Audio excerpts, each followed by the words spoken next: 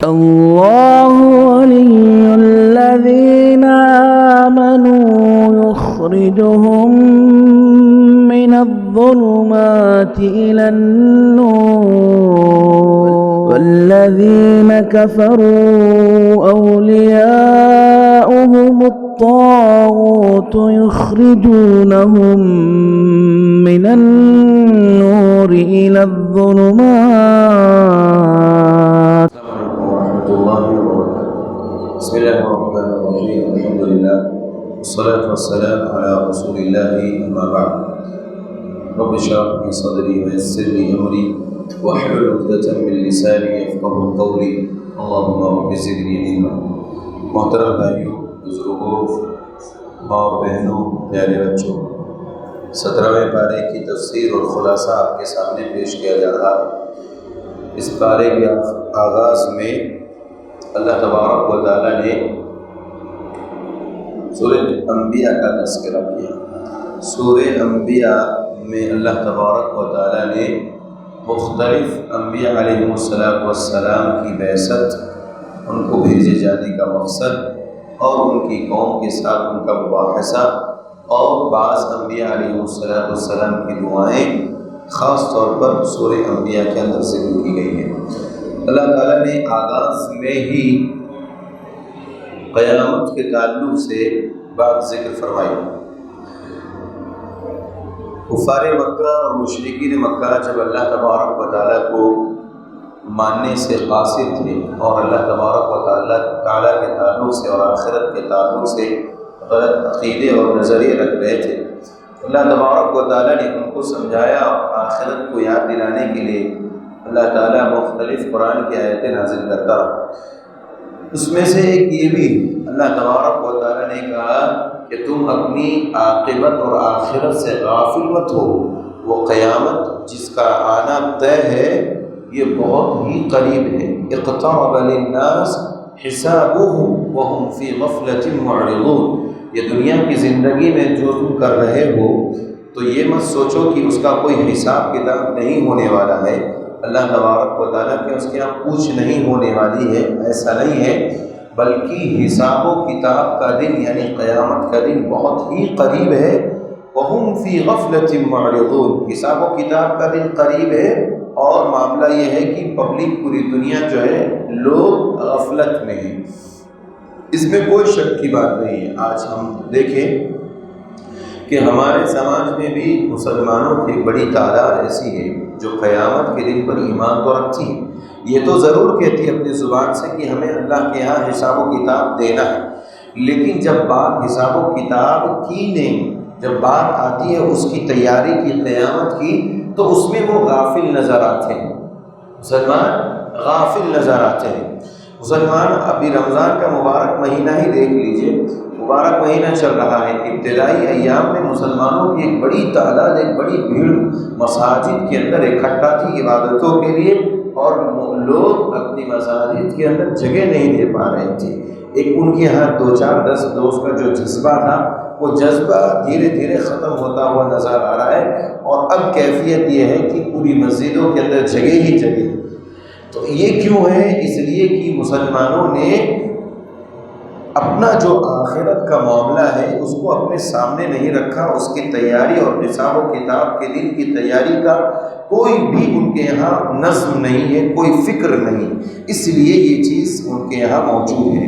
اور جن کے یہاں قیامت کی تیاری ہے، قیامت کے دن حساب و کتاب کے لیے اکٹھا ہونا ہے، جمع ہونا ہے، رب کے سامنے کھڑے ہونا ہے، ان کی فکر ہمیشہ اس بات پر رہتی ہے کہ کہیں بھی ہمیں زندگی میں موقع ملے ہمیں اس میں نیکیاں کرنی ہے، اور توبہ کا موقع ملے تو توبہ کر لینا ہے، گناہوں سے اپنے آپ کو پاک کر لینا ہے۔ یہ کافروں کو اللہ تبارک و تعالیٰ نے، مشرکوں کو اس وقت کہا جب یہ اللہ تعالیٰ نے قرآن مجید نبی صلی اللہ علیہ وسلم پر نازل کیا۔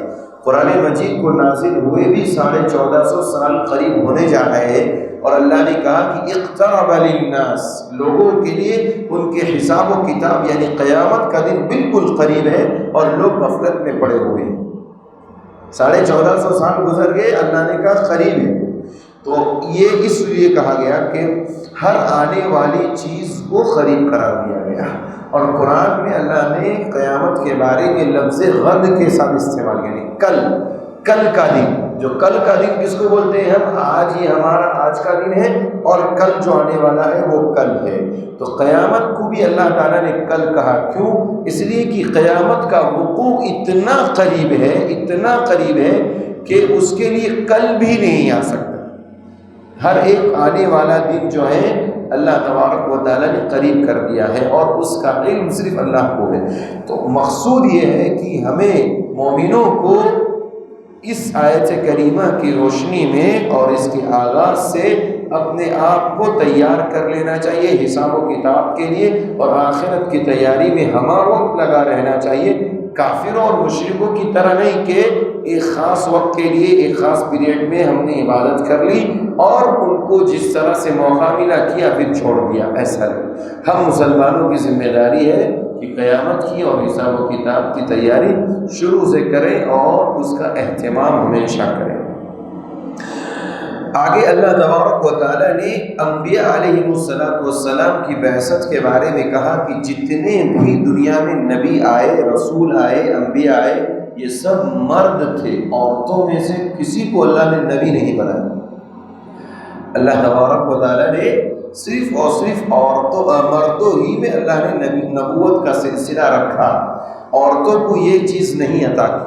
قرآن کہتا ہے آیت کریمہ میں، آگے اللہ فرماتا ہے وَمَا أَرْسَلْنَا قَبْلَكَ إِلَّا رِجَالًا نُوحِي إِلَيْهِمْ أَنْ فَاسْأَلُوا أَهْلَ الذِّكْرِ إِن كُنتُمْ لَا تَعْلَمُونَ۔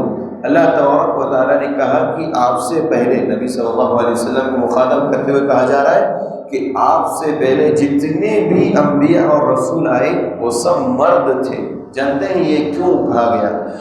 مرد اس لیے کہ یہ ذمہ داری جو باہر کی دعوت و تبلیغ کی اور یہ دنیا کے لوگوں کو راہ ہدایت پر لانے کی، اور اس درمیان میں جو تکالیف اور مصیبتیں اور پریشانیاں آتی ہیں اس کو برداشت کرنے کی سخت اور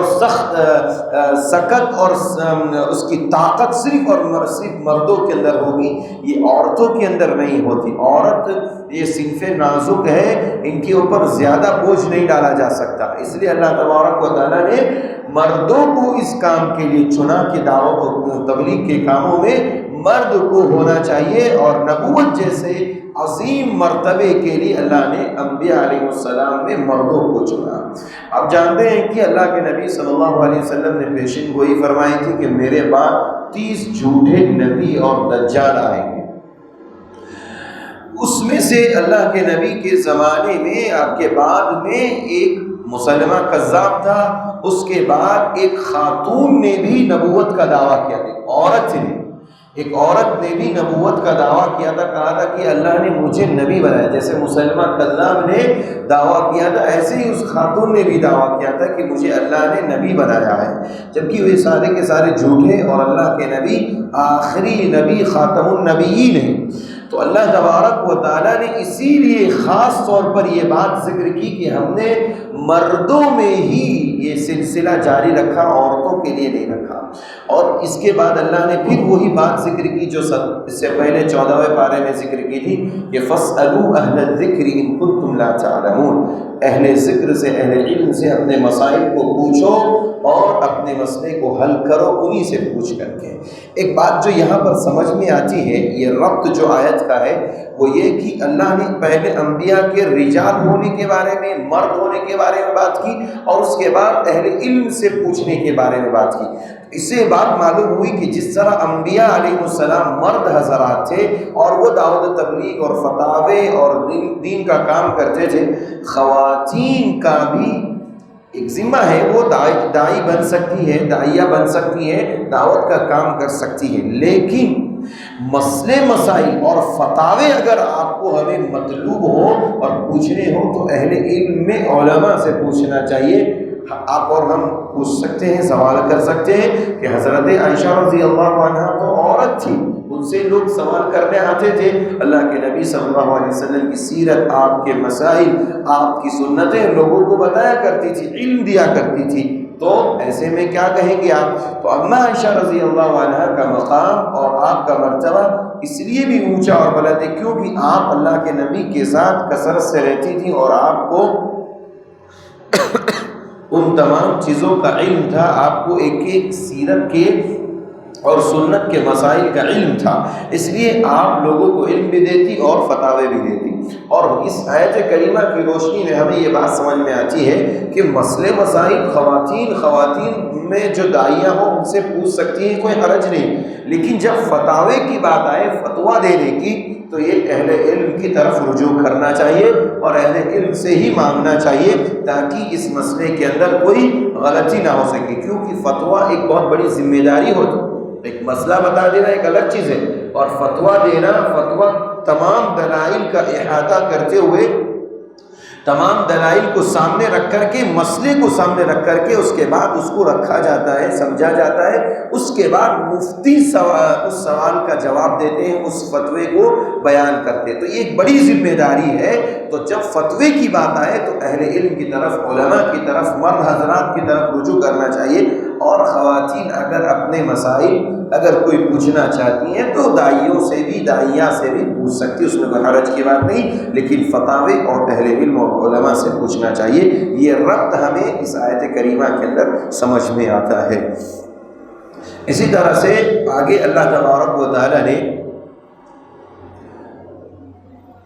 خاص طور پر ابراہیم علیہ السلام کا تذکرہ کیا۔ ابراہیم علیہ السلام کی جب نبوت کا آغاز ہوا تو ان کے والد محترم جو آزر یا آزار کے نام سے معروف و مشہور ہے، اس آزر کو انہوں نے دعوت تبلیغ کی، کہا کہ ابا جان آپ اللہ کی توحید کو قبول کر لیجئے، اور ہذہ التماثیل التی، یہ جو آپ نئے جو بت بناتے ہیں اور نئی تصویریں اور مجسمے بناتے ہیں، ان سب کو چھوڑ دیجئے۔ آزر اور ان کی قوم نے کہا کہ وجدنا آباءنا، ہم نے اپنے آباء و اجداد کو ایسے ہی پایا ہے، لہذا تمہاری ایک بات پر عمل نہیں کریں گے۔ یہ بات ابراہیم علیہ السلام کی قوم نے اور ان کے والد نے کہی۔ آج بھی ہمارے سماج کے اندر مسلمانوں کی ایک بڑی تعداد ایسی ہے جب انہیں قرآن و سنت کی دعوت دی جاتی ہے، قرآن و سنت ان کو بتایا جاتا ہے، تو کہتے ہیں کہ ہم نے تو اپنے آباء و اجداد کو ایسے ہی کرتے ہوئے پایا، تم کچھ بھی بتا دو، تم کتنی بھی قرآن کی آیتیں اور احادیث پڑھ کر کے ہمیں بتا دو، لیکن ہم وہی کریں گے جو ہمارے آباء و اجداد نے کی۔ تو آباء و اجداد نے اگر کوئی چیز غلط کی تو ابراہیم علیہ السلام نے اسی کا حوالہ دیا، کہا کہ اگر تمہارے آباء و اجداد گمراہ تھے، صراط مستقیم سے بھٹکے ہوئے تھے، تو کیا تم ان کی پیروی کرو گے؟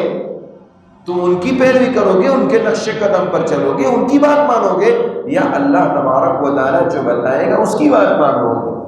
تو اگر ہم سماج کے ایسے لوگوں کو جو توحید پرست نہیں ہے، توحید پر نہیں ہے، سنت رسول اللہ کو فالو نہیں کرتے ہیں، ایسے لوگوں کو جب ہم دعوت دیتے ہیں، بلاتے ہیں، تو وہ بھی یہی کہتے ہیں کہ ہم آباء و اجداد کے دین پر ہیں، ہمارے آباء و اجداد جیسے کرتے چلے آئے ہیں ہم ویسے ہی کرتے ہیں۔ تو ایسے لوگوں کو ہم وہی نصیحت کریں گے جو ابراہیم علیہ السلام نے کی کہ اگر تمہارے آباء و اجداد گمراہ تھے یا اس صحیح راستے پر نہیں تھے، قرآن و سنت سے ہٹ کر کے تھے، تو کیا تم ویسی ہی زندگی گزارو گے؟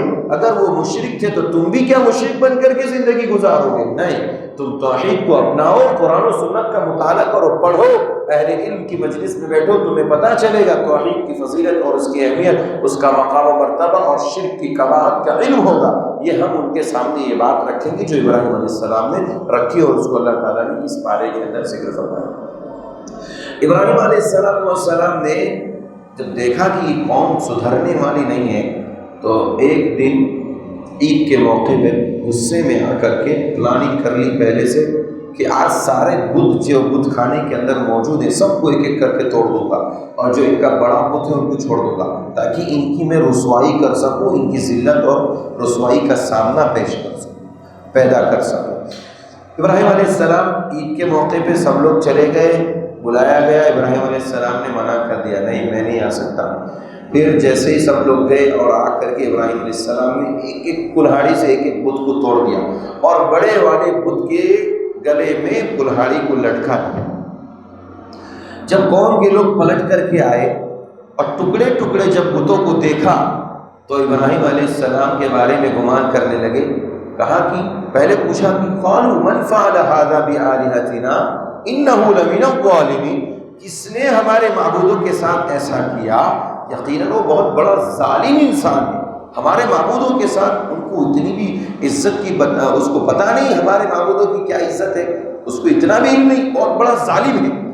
تو لوگوں نے کہا قالوا سمعنا فتى يذكرهم يقال له ابراہیم، ہم نے ایک نوجوان کو سنا ہے جس کو لوگ ابراہیم کہتے ہیں، اسی نے یہ کام کیا ہے. یہ ابراہیم نامی ایک نوجوان نے ایسا کام کیا ہے جس کا نام ابراہیم ہے. کہا ٹھیک ہے لاؤ. سب نے کہا اس کو سب کے سامنے حاضر کرو. جب ابراہیم علیہ السلام کو سب کے سامنے حاضر کیا تو ابراہیم علیہ السلام سے پوچھا قالوا انت فعلت هذا بآلهتنا یا ابراہیم، اے ابراہیم کیا تو نے ہمارے معبودوں کے ساتھ ایسا کیا ہے؟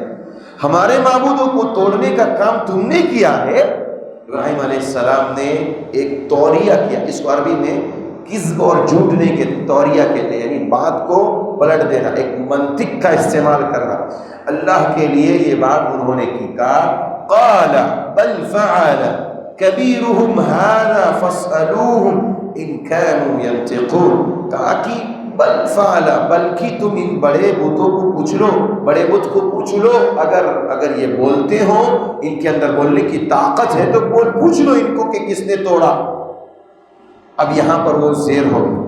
اللہ تبارک و تعالیٰ نے ان کی بہت پیاری بات ذکر فرمائی کہ سارے نادم ہو کر کے سر کو جھکا لیے، اپنے گریبان میں جھانکنے لگے کہ یہ بت کیسے بولیں گے.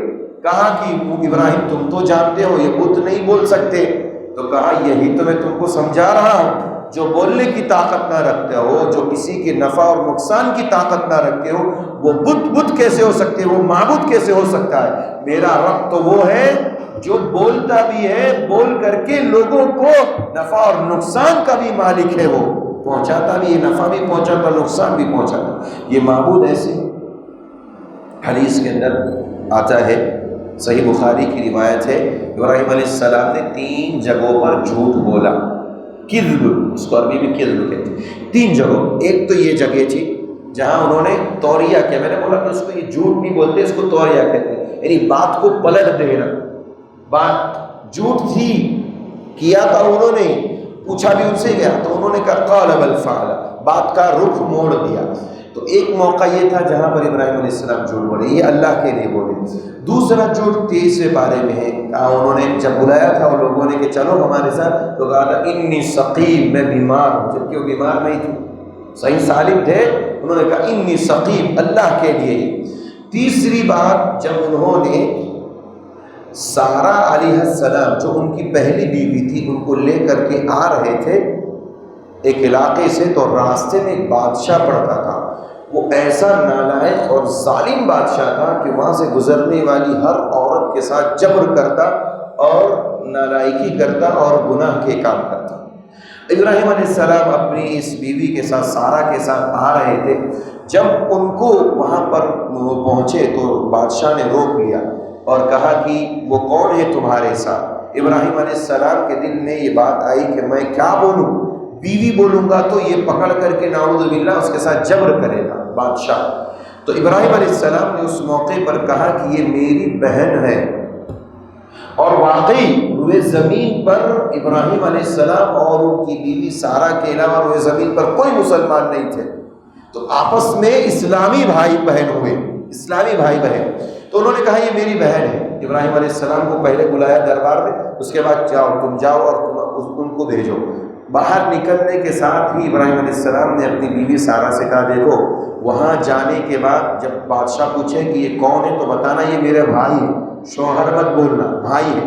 ہم دیکھو روئے زمین پر اس وقت ہم دونوں مسلمان بھائی ہیں، مسلمان بھائی ہیں، سگے بھائی نہیں، سگے بھائی بہن نہیں ہیں، مسلمان بھائی ہیں. کہا ٹھیک ہے. گئی اور سارہ علیہ السلام جب گھر میں گئی وہاں بادشاہ کے پاس، تو بادشاہ نے بیچارے کو نے کہا یہ میرے بھائی ہیں. پھر بھی وہ اپنے جو غلط عقیدے کو اور غلط خواہشات کو جو رکھتا تھا اس کی بنیاد پر وہ اپنا ہاتھ بڑھا کر کے ان کے ساتھ جبر کرنا چاہا. اللہ تبارک و تعالیٰ نے آسمان سے ایسی مدد غیبی طور پر عطا فرمائی کہ اس کا گلا کوئی دبا رہا تھا اور وہ ڈر کے مارے بھاگ رہا تھا پیچھے، اور اس کو احساس ہو گیا کہ یہ واقعی بہت نیک انسان ہے، یہ اللہ والے ہیں۔ اسی موقع پر اس بادشاہ نے توبہ کی، اور اس کے بعد جاتے جاتے ایک لونڈی، ایک عورت، ان کی اپنی بیٹی جو تھی وہ ہدیے میں دی، جن کا نام ہاجرہ تھا، جو دوسری بیوی تھی حضرت ابراہیم کی۔ بہرحال تو یہ 3 موقع تھے جس موقع پر ابراہیم علیہ السلام نے چھوڑا۔ اب ابراہیم علیہ السلام سے پوچھا تو انہوں نے کہا کہ تم نے توڑا ہے، اب دیکھو تم کو ہم یہاں پر آگ جلا کر کے اس میں ڈال کر کے راکھ کر دیں گے۔ تم ابراہیم علیہ السلام نے کہا کوئی حرج نہیں، ڈال دو۔ نمرود نے آگ جلائی، اور ایسی آگ مفسرین کہتے ہیں کہ وہ آسمانوں سے بات کرنے والی نہیں، بہت تیز آگ تھی۔ اور ابراہیم علیہ السلام کو یہاں سمجھ لیجیے یہ آگ جل رہی ہے تو یہاں کھڑے ہو کر ایسے دھکا نہیں مارا گیا، ایسے دھکا نہیں مارا گیا، من جنیق سے پھینکا گیا۔ من جنیق جانتے ہیں؟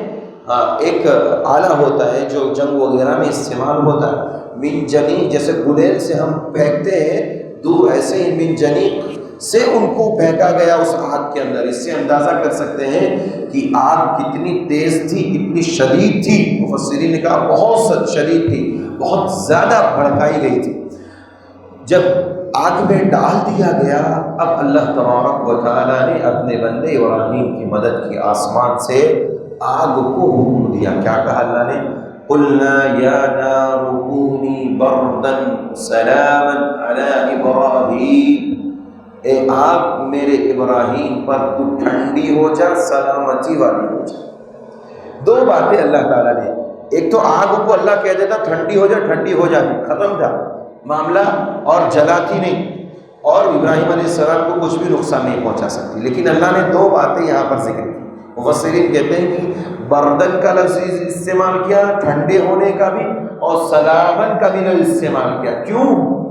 کیونکہ بعض دفعہ ٹھنڈی بھی نقصان دہ ہوتی ہے۔ بعض دفعہ آپ اے سی میں بیٹھتے ہیں، تھوڑی دیر بیٹھے، جب اے سی بہت تیزی کے ساتھ چل رہی ہو اور بہت دیر ہو جائے تو پھر اس میں کانپنے لگتا ہے، ابھی ٹھنڈی لگتی ہے تو ہوتا ہے اپنے اے سی بند کر دیں، تو ٹھنڈک بھی نقصان دہ۔ تو اللہ تبارک و تعالیٰ نے ابراہیم علیہ السلام پر اتنا رحم کیا، اتنا رحم کیا کہ میرے بندے ابراہیم کو ٹھنڈی بھی نہیں لگنا چاہیے۔ بردن و سلامن، ٹھنڈی ہو جا اور سلامتی والی ہو جا، ٹھنڈی نہیں لگنا چاہیے، ٹھنڈک ہو لیکن اس سے ٹھنڈک ہو کر کے نقصان نہ پہنچے، سلامتی والی بن جا۔ اللہ اکبر۔ ابراہیم علیہ السلام وہاں پر بیٹھے رہے آگ کے اندر، آگ نے ایک رونگٹا بھی نہیں جلایا ابراہیم علیہ السلام۔ اس سے بات معلوم ہوئی کہ جس کا بھروسہ، توکل اللہ کی ذات پر جتنا زیادہ، ابراہیم علیہ السلام جیسا دنیا کی کوئی طاقت اسے نقصان نہیں پہنچا سکتی، چاہے دنیا میں کتنی بھی بڑی تعداد اس کا نقصان پہنچانے کے لیے تیار ہو جائے، لیکن نقصان نہیں پہنچا سکتا۔ نمرود جیسا بادشاہ وہ نقصان پہنچانے کے لیے کھڑا ہوا، لیکن وہ ابراہیم علیہ السلام کا ایک بال بھی باقا نہیں کر سکا، ٹیڑھا نہیں کر سکا۔ یہ اس بات کی دلیل ہے کہ جو اللہ کی ذات پر کامل بھروسہ کرتا ہے، اللہ تبارک و تعالیٰ سے لوگوں کو بچا لیتا ہے۔ اس کے بعد اللہ تبارک و تعالیٰ نے ایوب علیہ السلام، دیکھیں یہاں پر مشکل کشا کون ہے پتہ چلا، صرف اللہ تبارک و تعالیٰ۔ مشکل کشا صرف اور صرف اللہ تبارک و تعالیٰ۔ ابراہیم علیہ السلام نے ایک لفظ استعمال، حسبی اللہ ونعم الوکیل، میرا رب میرے لیے کافی ہے۔ مشکل کشا انہوں نے اگر کسی کو سمجھا تو اللہ تبارک و تعالیٰ نے سمجھا۔ اسی لیے انبیاء علیہ السلام کے واقعات اس سورہ انبیاء کے اندر ذکر کیے گئے ہیں۔ اور اگلا جو واقعہ ایوب علیہ السلام کا ہے، ان کی بیماری کا واقعہ، مفسرین کہتے ہیں کہ 18 سال تک ایوب علیہ السلام اپنی بیماری میں ملوث رہے، اور یہ کوئی سزا نہیں تھی ان کو، یہ آزمائش تھی اللہ کی طرف سے۔ اور ایسی بیماری تھی کہ تمام گھر کے، خاندان کے تمام لوگ، قوم کے لوگ ان کو دور کر چکے تھے سوائے ان کی بیوی کے۔ اللہ اکبر، بیوی ہو تو ایسی فرما بردار بیوی تھی بیچاری، برابر ان کے ساتھ رہتی، برابر ان کے لیے خدمت کرتی، کچھ سامان کھانے پینے کی چیز لے کر کے آتی، ان کو کھلاتی، لیکن اس بیوی نے آخری دم تک کبھی ساتھ نہیں چھوڑا۔ یہ بیوی ایسی بیوی تھی۔ لیکن دیکھیے شیطان انسان کو ورگلاتا ہے، یہ بھی بیوی بھی ایک انسان تھی ان کی۔ راستے میں ایک دن جو ہے شیطان ملا انسانی شکل میں، کہا کہ دیکھو میں تمہیں چند کلمات سکھاتا ہوں، شرکیہ کلمات تھے، یہ پڑھ کر کے ایوب علیہ السلام پر تم دم کر دو گے، اپنے شوہر پر بیماری ختم ہو جائے گی۔ اب یہ بیوی بیچاری چاہتی تھی، کتنے دنوں سے پریشان تھی، وہ چاہ رہی تھی کسی صورت سے صحیح ہو جائے، لیکن کوئی ایسا راستہ نہیں مل رہا تھا۔ بہرحال جب بتایا اس طرح سے شیطان نے، اب ایوب علیہ السلام کے پاس پہنچ کر کے ان کی بیوی نے کہا کہ یہ کلمہ مجھے ایک بزرگ نے بتایا ہے، جو یہ اگر پڑھ کر کے یہ شیطان تھا، تم نے یہ کام جو اگر شیطانی حرکتیں کی، قسم کھا لی، کہا 100 اگر جس دن میں ٹھیک ہو جاؤں گا 100 کوڑے ماروں گا تم کو۔ بیوی کو کہا 100 کوڑے ماروں گا، قسم کھا لی ایوب علیہ السلام جس دن ٹھیک ہو گیا۔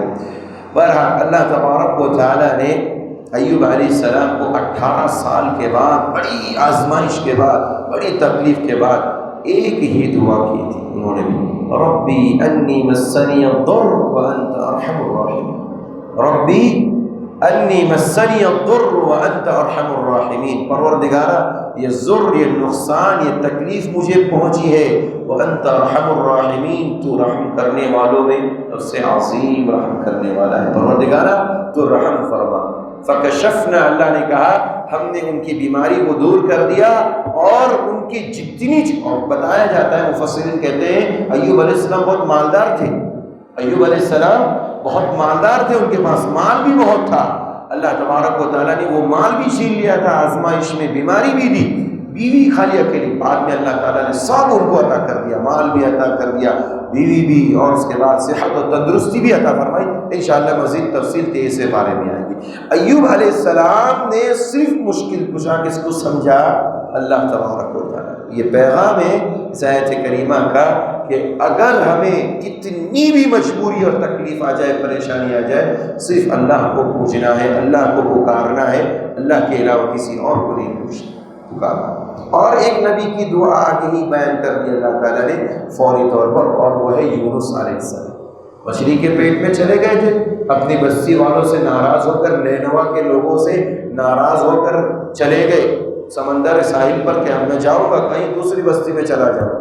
اللہ تبارک و تعالیٰ کو ان کی یہ ناراضگی پسند نہیں تھی، کیونکہ اللہ کی اجازت نہیں تھی، ابھی اللہ نے اجازت نہیں دی تھی کہ وہ اپنی بستی کو چھوڑ دے۔ بہرحال وہ نکلے، سوار ہوئے، واقعہ ہم آپ جانتے ہیں، کشتی میں سوار ہوئے، اور اس کے بعد قرآن نکالا گیا، ان کے حق میں قرآن نکلا، لوگوں نے ان کو سمندر کے اندر ڈال دیا۔ جب سمندر میں جیسے ڈالا، بڑی مچھلی آئی اور ان کو نگل لے گئے، مکمل طور پر ان کو اپنے اندر سمول۔ یونس علیہ السلام تین تاریکیوں میں اپنے رب کو پکارتے ہیں۔ کون کون سی تاریکی ہے؟ ایک تو رات کی تاریکی، نمبر 2 مچھلی کے پیٹ کی تاریکی، نمبر 3 سمندر کی گہرائی کی تاریکی۔ ان تمام تاریکیوں میں یونس علیہ السلام نے اللہ تبارک و تعالیٰ کو یہ کہتے ہوئے کہا، کیا پکارا؟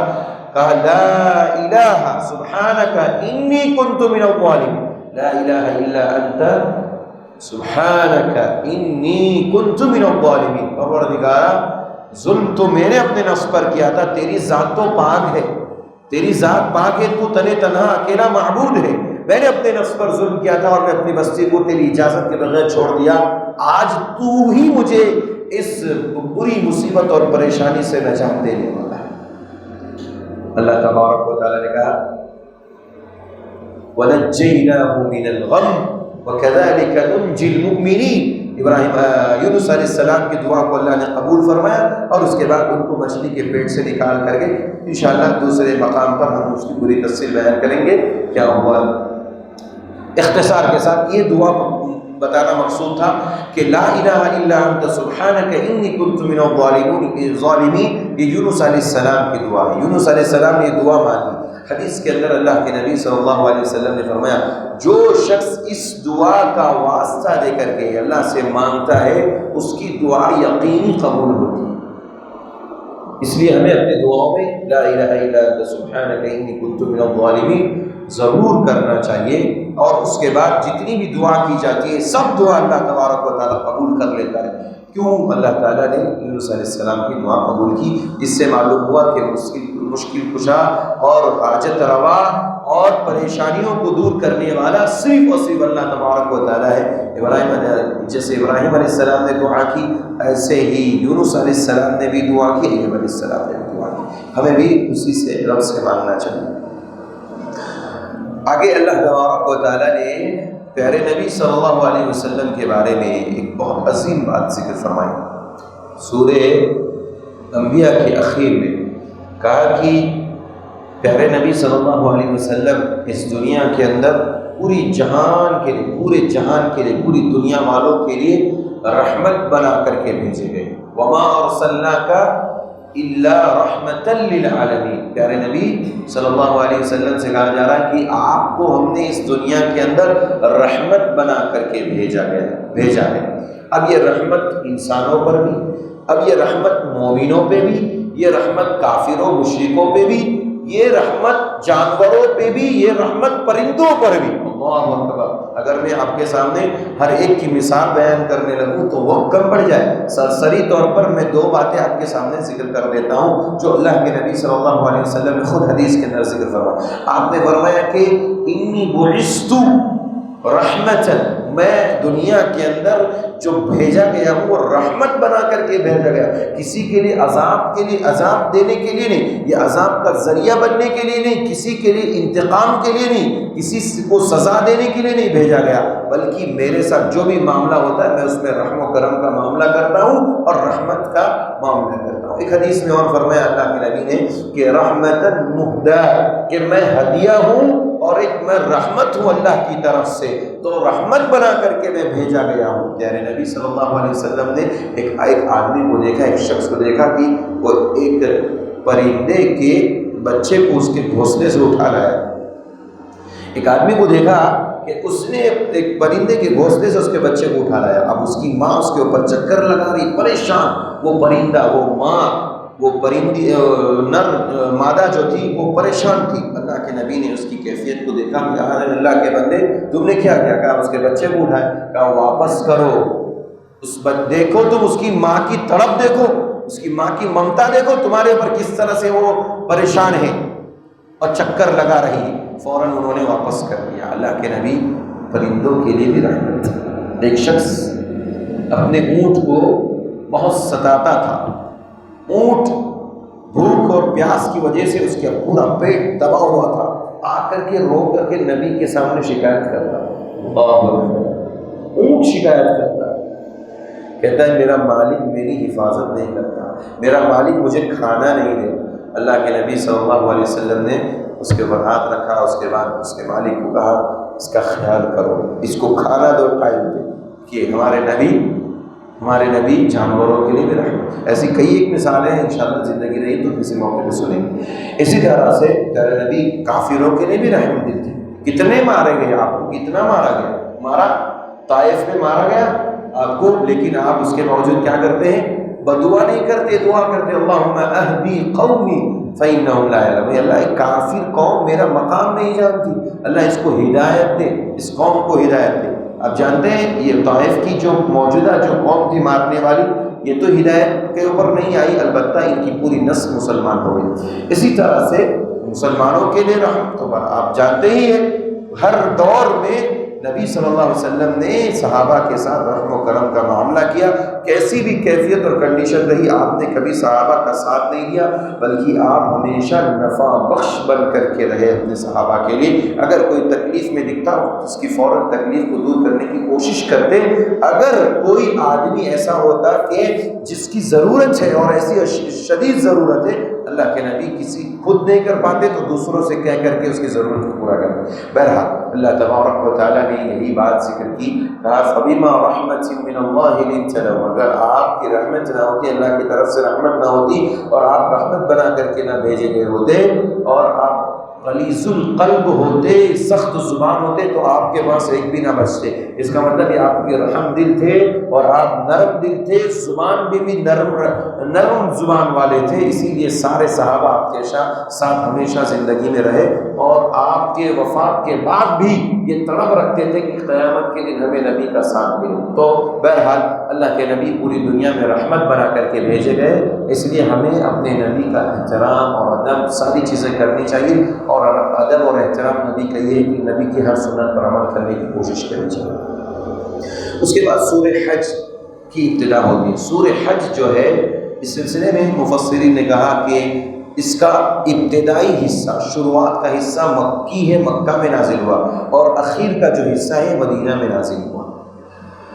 شروعات میں آپ دیکھیں گے تو قیامت کا منظر کھینچا گیا ہے، اور ایسی زبردست آیت کریمہ اس سورہ حج کی ابتدائی آیات میں ذکر کی ہے۔ اللہ نے کہا یا ایھا الناس ان زلزلۃ الساعۃ شیء عظیم، اے لوگوں سنو، قیامت کا جو زلزلہ ہوگا بہت شدید ہونے والا، بہت شدید زلزلہ ہونے والا ہے قیامت کے لیے۔ حالات کیا ہوگی؟ یوم ترونها تذهل كل مرضعة عما ارضعت وتضع كل ذات حمل حملها وترى الناس سكارى وما هم بسكارى ولكن عذاب الله شديد۔ اللہ کہتا ہے قیامت کا زلزلہ ایسا خطرناک زلزلہ ہوگا کہ آپ لوگوں کو دیکھیں گے کہ حاملہ عورت اپنے حمل کو گرا دے گی، دودھ پلانے والی ماں اپنے بچے کو، دودھ پلانے والے بچے کو اپنے سے جدا کر دے گی، لوگ مدہوش ہوں گے اور نشے کی عالم میں ہوں گے، لوگ سمجھیں گے کہ یہ مدہوش ہے، اس نے شراب پی رکھی ہے۔ وما هم بسکار، اللہ کہتا ہے نہیں، ان کو شراب کا نشہ نہیں ہوگا، ان کو یہ زلزلے کی وجہ سے زبردست سزا دی جائے گی۔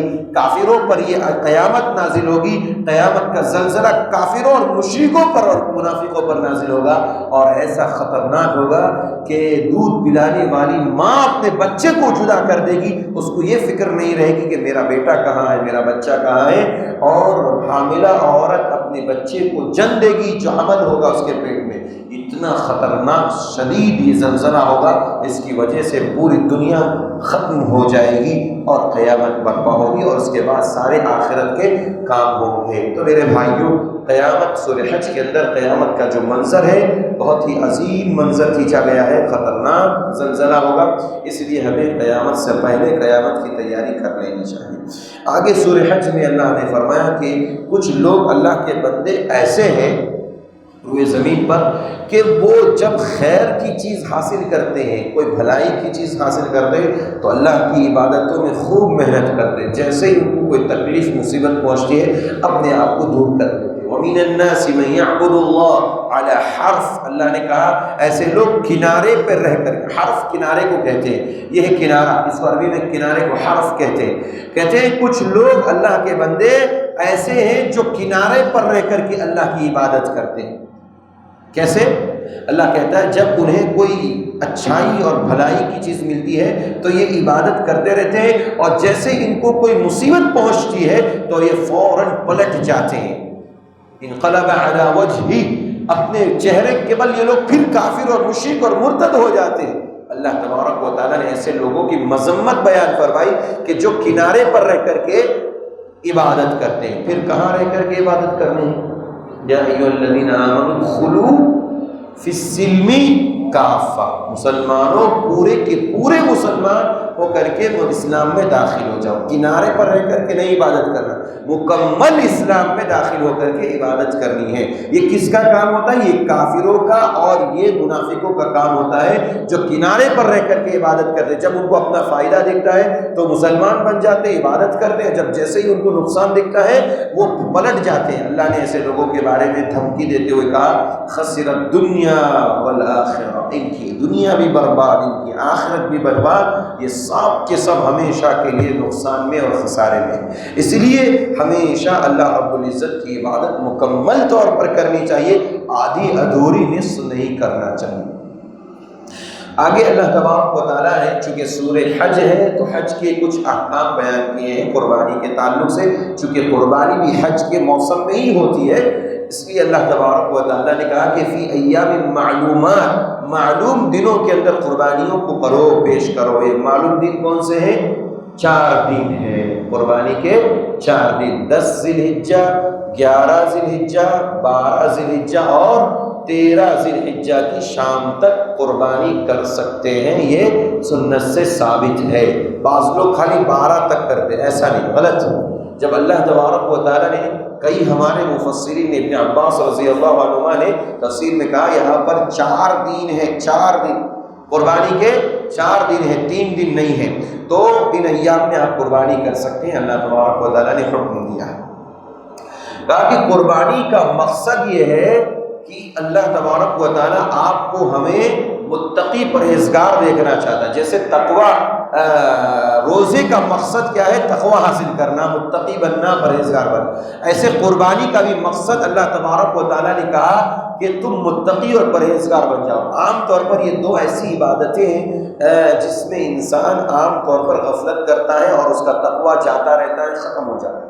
اللہ نے فرمایا لن ينال الله لحومها ولا دماؤها ولكن يناله التقوى منكم۔ اللہ کو نہ تمہارا خون پہنچتا ہے، جو تم کاٹتے ہو جانوروں کو، اور نہ جانوروں کا گوشت اللہ کو پہنچتا ہے۔ اللہ کو جو چیز پہنچتی ہے وَلَكِنْ يَنَالُهُ التَّقْوَى مِنْكُمْ، تمہاری جانب سے اللہ تبارک و تعالیٰ کو تمہارا تقوی پہنچتا ہے، یعنی اخلاص پہنچتا ہے۔ اللہ چاہتا ہے، دیکھنا چاہتا ہے کہ میرے بندے نے یہ جانور جو ذبح کیا ہے یہ کس اخلاص کے ساتھ کیا ہے، کتنے اخلاص کے ساتھ کیا ہے، کیا اس میں ملاوٹ ہے، اس میں ریاکاری ہے، یہاں دکھاوا ہے یا کچھ اور ہے۔ آج دیکھیے دنیا میں مسلمانوں کا حال بڑا عجیب و غریب۔ قربانی کا موسم آتا ہے، لوگ جانور خریدتے ہیں، ہونا تو یہ چاہیے جانور خریدا اللہ تبارک و تعالیٰ کے راستے میں، جس دن کاٹنا ہے کاٹ کر کے ذبح کر کے کچھ کھایا، کچھ غریبوں میں تقسیم کر دیا، ایسا ہونا چاہیے۔ لیکن کیا کرتے ہیں؟ سب سے مہنگا جانور خرید کر کے لاتے ہیں، پھر سوشل میڈیا پہ ڈالتے ہیں، کہتے ہیں 1 لاکھ روپے کا، اس کو نہلاتے، اس میں مہندی لگاتے، اس میں پتہ نہیں کیا کیا کرتے، تو سوشل میڈیا پر پھر فخر کے ساتھ بولتے ہیں 1 لاکھ روپے کا ہے۔ کس نے کہا آپ کو بولنے کے لیے؟ آپ 1 لاکھ کا لائیے یا 10 لاکھ کا لائیے، کس نے کہا آپ کو بولنے کے لیے؟ یہ ریاکاری ہے۔ ایسے لوگوں کی قربانیاں قبول، گوشت تو مل جائے گا ایسے لوگوں کو کھانے کے لیے، خون تو بہہ جائے گا ایسے لوگوں کی طرف سے، قربانی کا ایک فریضہ ان کے سروں سے بوجھ تو اتر جائے گا، لیکن ثواب نہیں ملے، ثواب نہیں ملے۔ کیوں؟ اللہ نے تقوی مانگا ہے ہم سے، نہ خون مانگا ہے، نہ دکھاوا مانگا ہے، نہ ریاکاری مانگا ہے، نہ گوشت مانگا ہے، تقوی مانگا ہے۔ تو تقوی کس چیز کا نام ہے؟ تقوی اخلاص کا نام ہے۔ اخلاص کے ساتھ ہم بسم اللہ بول کر کے اللہ کے نام پر ذبح کریں، جو جانور آئے ہمارے گھروں پہ اس کو کاٹ کر کے پھر کھائے اور لوگوں کو تقسیم کر دیجیے۔ تو یہ اصل مقصد ہے تقوی کا۔ تو اللہ تبارک و تعالیٰ نے حج کے موسم میں یہ چیز ہوتی ہے، اس لیے اسی ضمن میں اللہ تبارک و تعالیٰ نے یہاں پر ذکر فرمایا۔ سورہ حج کے اخیر میں درمیان میں بھی ایک بات اللہ تعالیٰ نے ذکر فرمائی کہ اگر مسلمان اس بات کا خواہاں ہے، یہ چاہتا ہے کہ روئے زمین پر مسلمانوں کی حکومت آ جائے، مسلمانوں کو غلبہ ملے، تو 3-4 کام کرنے پڑیں گے۔ کیا کام کرنے پڑیں گے؟ الذین ان مکناہم، اگر فی الارض، الذین ان مکناہم فی الارض اقاموا الصلاة وآتوا الزکاة وآمروا بالمعروف ونہوا عن المنکر۔ اللہ نے کہا 4 کام کر لو، تمہیں روئے زمین پر غلبہ مل جائے گا، تمہاری حکومت قائم ہو جائے گی۔ الذین ان مکناہم فی الارض اقاموا الصلاة وآتوا الزکاة، نماز قائم کرنا، زکوٰۃ دینا، اور اسی طرح سے امر بالمعروف، بھلائی کا کام کرنا، اور برائی سے نہی عن المنکر، برائی سے لوگوں کو روکنا۔ یہ 4 کام اگر مسلمان صحیح طریقے سے کرے، جیسا کرنے کا حق ہے، جیسا صحابہ نے کیا، تو اللہ تبارک و تعالیٰ کا یہ وعدہ ہے، اسے روئے زمین پر اللہ تعالیٰ حکومت دے گا۔ حج لوگ زکوٰۃ کے مسائل کو لے کر کے آتے، پوچھتے ہیں مولوی صاحب زکوٰۃ اس میں نکالنا، خلیفہ کو دینا، خلیفہ کہاں ہے؟ ہم سے پوچھتے ہیں خلیفہ کہاں ہے؟ خلیفہ کہاں ہے؟ روئے زمین پر ہے ہی نہیں خلیفہ اس وقت۔ کیسے پیدا کرنا؟ کیسے پیدا کرنا؟ قرآن کی تلاوت کیجیے، آیت کریمہ میں اللہ کہتا ہے اگر تمہیں خلافت چاہیے روئے زمین پر، تمہیں اپنا غلبہ چاہیے، تو کیا کیجیے؟ نماز پڑھیے، زکوٰۃ دیجیے، امر بالمعروف اور نہی عن المنکر کا فریضہ انجام۔ اب آپ کہیں گے یہ سارا کام تو مسلمان کرتا ہے، مسلمان کرتا ضرور ہے، لیکن مسلمانوں کے عمل میں وہ اخلاص نہیں ہے جو صحابہ میں تھا۔ ورنہ آج مسلمان جتنی تعداد میں ہے، مسلمانوں کو کوئی ہرا نہیں سکتا، جتنی مالی اعتبار سے مضبوط ہے، جتنا وسائل کے اعتبار سے مسلمان مضبوط ہے، ایسے صحابہ مضبوط نہیں تھے۔ کمزور ہے تو دینی اعتبار سے کمزور، ایمان کے اعتبار سے کمزور ہے، جذبے کے اعتبار سے کمزور ہے، عمل کے اعتبار سے کمزور ہے۔ یہ 4 خوبیاں جس کے اندر ہوگی، اللہ تعالیٰ کہتا ہے اس قوم کو اللہ روئے زمین پر فوقیت عطا فرمائے گا، غلبہ عطا فرمائے گا۔ یہ ضروری ہے، ہم مسلمانوں کو اس کے اوپر غور و فکر کرنا چاہیے۔ نماز ویسی ادا کرنی جیسے کرنا چاہیے، کیسے؟ صلو کما رأیتمونی اصلی، نماز ویسے پڑھو جیسے مجھے پڑھتے ہوئے دیکھا، نبی نے فرمایا صلی اللہ علیہ وسلم۔ آج لوگ کیا کہتے ہیں؟ نہیں، نبی نے تو کہہ دیا، اب بعد میں کس کے بھی طریقے پر ہم پڑھ سکتے ہیں۔ زکوٰۃ ایسے ادا کرو جیسے نبی صلی اللہ علیہ وسلم نے ادا کی اور لوگوں نے صحابہ نے لا کر کے جمع کی۔ نہیں، ہم یہاں پہ کیا معاملہ ہے؟ ہم مسلمانوں بھائی زکوٰۃ کا اختیار مجھے ہے، میں جیسے چاہوں جس طرح چاہوں، جس کو بھی دوں، مشرک کو دوں، کافر کو دوں، کون بولنے والا؟ تو ایسے پھر امر بالمعروف اور نہی عن المنکر کا فریضہ، انسان یہ کام تو کرتا ہے، لوگوں کو دعوت تو دیتا ہے کہ آؤ خیر کی طرف، بھلائی کی طرف، لیکن خود اپنے آپ کو بھول جاتا ہے، خود برائیاں کرتا ہے، لوگوں کو اچھی کی طرف بلاتا ہے۔ تو اللہ تعالیٰ نے لوگوں کو بھلائی کی طرف بلانے کا بھی حکم دیا، ساتھ ہی ساتھ اپنے آپ کو بھی بچانا ہے گناہوں سے، برائی سے، تب جا کر کے روئے زمین پر ہماری خلافت اور ہمارا پھر غلبہ آئے گا، آ سکتا ہے۔ پارے کے اخیر میں اللہ تبارک و تعالیٰ نے 2 باتیں ذکر فرمائی، میں اس کو بیان کر کے اپنی بات کو میں ختم کرنے والا ہوں۔ ایک مثال دی اللہ تبارک و تعالیٰ نے، اللہ نے کافروں کو چیلنج دیا کہ تم جن کو پوجتے ہو وہ مکھی بھی پیدا نہیں کر سکتے۔ مکھی بہت چھوٹی سی مخلوق ہوتی ہے، اس مکھی کو بھی پیدا نہیں کر سکتے، اور جانتے ہو مکھی پیدا کرنے کی تو بہت بڑی بات ہے، اگر وہ اپنے معبودوں پر، تمہارے معبودوں پر بیٹھ جائے تو معبود ان مکھیوں کو نہیں ہٹا سکتے وہاں سے۔ اللہ اکبر۔ ضعف الطالب والمطلوب، اللہ کہتا ہے مانگنے والا بھی کمزور اور جس سے مانگا جا رہا ہے وہ بھی کمزور۔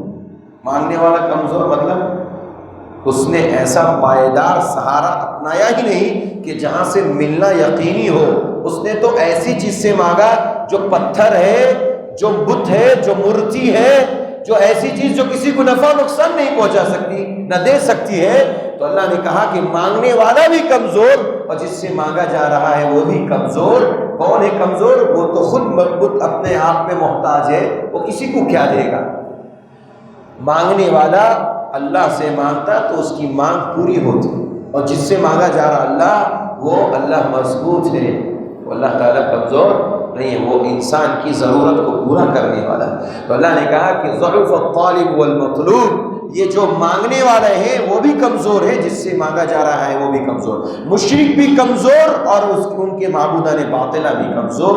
لہذا جب یہ کمزوری رہے گی تو یہ نہ تو کسی کا فائدہ پہنچا سکتے ہیں، نہ تو کسی کا نقصان پہنچا سکتے ہیں۔ آخری بات، اللہ تبارک و تعالیٰ نے قرآن کی اس آیت کریمہ میں کہا کہ وہ سماکم المسلمین، تمہارا نام اللہ نے مسلمان رکھا۔ اب کچھ گروہ کو شبہ ہوا، ڈاؤٹ ہوا کہ اب ہمارا نام مسلمان ہے تو ہم کسی دن اب جو ہے ہم اہل الحدیث نہیں کہیں گے، اپنے آپ ہم جماعت اسلامی کے لوگ نہیں کہیں گے، ہم حنفی یا شافعی یا حنبلی یا مالکی نہیں کہیں گے، ہم مسلمان اپنے آپ کو کہیں گے۔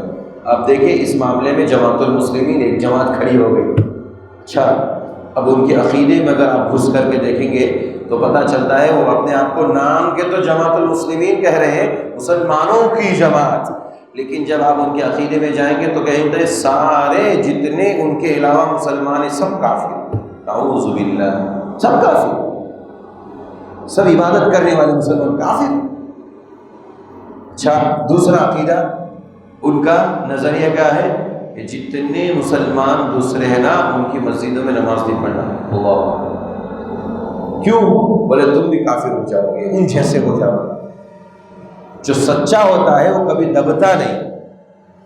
اسلام کی فطرت میں اللہ نے لچک رکھی ہے، جتنا دباؤ گے جتنا اتنا ابھرے گا۔ اللہ تبارک و تعالیٰ نے اسلام کے بارے میں کہا جتنا دبایا جائے گا اتنا ابھرے گا، قرآن و سنت کو جتنا دباؤ گے اتنا ابھرے گا۔ اب یہ لوگ کہتے ہیں کہ ان کے پاس مت جانا، ان کے پاس مت جانا، ان کے پیچھے نماز نہ پڑھنا، ورنہ تم جو ہے کافر ہو جاؤ گے، تم جماعت المسلمین سے نکل جاؤ۔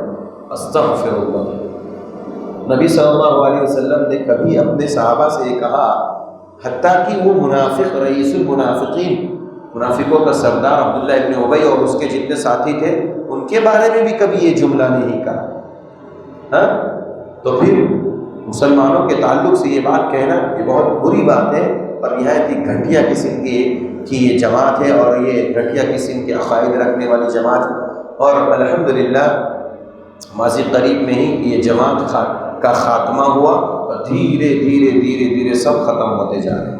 ظاہر سی بات ہے، جس کی بنیاد بھی غلط ہو، جس کی بیس ہی غلط ہو، جس کی بیس ہی کھوکھلی ہو، تو اس کے اوپر عمارت اچھی تعمیر نہیں ہو سکتی. قرآن و سنت ہی بنیاد ہے، بیس ہے، فاؤنڈیشن ہے. اگر اسی کے اوپر اگر ہم نے قائم رہ کر کے زندگی گزاری تو ہم ہمیشہ اچھائی اور بھلائی میں رہیں گے، خیر اور عافیت میں رہیں گے. جیسے بھی قرآن و سنت سے اگر ہم ہٹیں ویسے ہی ہم گمراہی کے راستے پر چلے جائیں گے. یہ چند باتیں تھیں 17ویں پارے کے اندر. اللہ تعالیٰ سے دعا ہے اللہ تعالیٰ ہم سب کو کہی ہوئی باتوں پر عمل کرنے کی توفیق عطا فرمائے، قرآن مجید کو سمجھنے اور اس کے مطابق عمل کرنے کی توفیق عطا فرمائے. جب تک اس دنیا میں زندہ رکھے ایمان پر زندہ رکھے، اور جب خاتمہ ہو ایمان پر ہو. آمین. وآخر دعوانا الحمد لله رب العالمين. ربنا تقبل منا إنك أنت السميع العليم وتب علينا إنك أنت التواب الرحيم. وصلى الله على نبينا محمد وعلى آله وصحبه أجمعين. وآخر دعوانا الحمد لله رب العالمين. السلام عليكم ورحمة الله وبركاته.